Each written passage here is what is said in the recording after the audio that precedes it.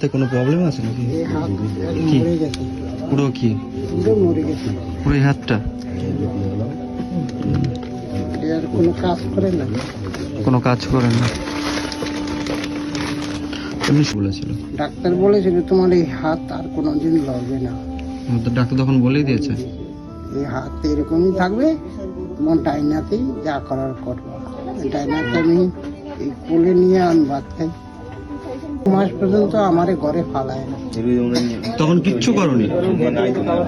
পয়সা ছিল না, খাওয়াতে পারি না।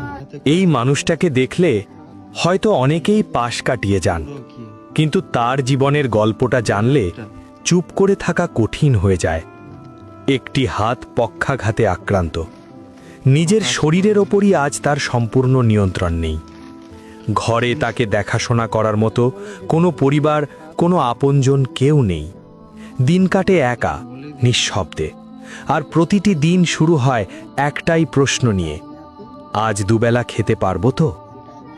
আমাদের সমাজে যেখানে অনেকের জন্য খাবার নষ্ট হয়, সেখানে এই মানুষটার কাছে দুবেলা খাবার জোটানোই একটা বড় লড়াই। এই বাস্তবতার সামনে দাঁড়িয়ে সততার ধারা হ্যান্ডস অফ হোপ চুপ করে থাকতে পারেনি। আমরা জানি আমাদের ক্ষমতা সীমিত, কিন্তু মানবিকতার কোনো সীমা নেই। তাই আমাদের সামর্থ্য অনুযায়ী আমরা এই কাকার জন্য 1 মাসের রেশন ব্যবস্থা করেছি। এটা হয়তো তার সব কষ্ট মুছে দেবে না, কিন্তু অন্তত 1 মাসের জন্য খাবার নিয়ে দুশ্চিন্তা কিছুটা কমবে। আমরা বিশ্বাস করি অল্প অল্প সাহায্যই একদিন বড় আশার আলো হয়ে ওঠে।